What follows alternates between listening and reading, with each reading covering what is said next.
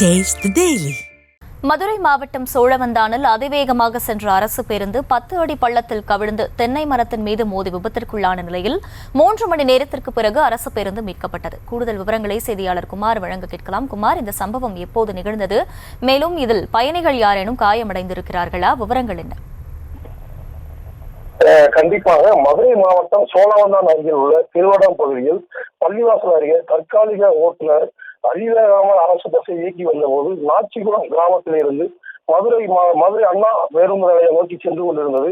திருவேரகம் அருகே பேருந்து தடுமாறி வைகை ஆற்று ஓரம் உள்ள 10 அடி பள்ளத்தில் தென்னை மரத்தில் மோதி பலமாக மோதியது. இதில் அரசு பஸ்ஸில் பயணம் செய்த பயணிகள் 20க்கும் மேற்பட்டோர் பலத்த காயமடைந்தனர். பின்னர் அவர்களை 108 ஆம்புலன்ஸ் மூலம் காயமடைந்த அனைவரும் ராஜாஜி மருத்துவமனைக்கு அனுப்பி வைக்கப்பட்டுள்ளனர். தற்போது விபத்து குறித்து சோழவந்தான் அரசு போக்குவரத்து பணிமனையில் இருந்து அதிகாரிகள் வந்து தற்போது கிரேன் மூலம் பேருந்து மீட்கும் பணி 3 மணி நேரமாக நடைபெற்று வருகிறது. பேருந்து 10 அடி பள்ளத்தில் இருப்பதால் பேருந்து மீட்கும் பணி சற்று சவாலாக உள்ளது. பேருந்து தென்னை மரத்தில் சாய்ந்து இருப்பதால் பள்ளத்தில் இருந்து அரசு பேருந்து மீட்கும் பணி போராட்டமாக உள்ளது. மேலும் சோழவந்தான் பணிமனையில் சில பேருந்துகள் பழுதடைந்துள்ளதாகவும் கிராமப்புறம் என்பதால் பெரும்பாலான பேருந்துகள் தடுமாற்று பேருந்துகள் இயக்கப்படுவதால் இதுபோன்று அடிக்கடி விபத்து நடைபெறுவதாக பொதுமக்கள் குற்றம் சாட்டி வருகின்றனர். விவரங்களுக்கு நன்றி குமார்.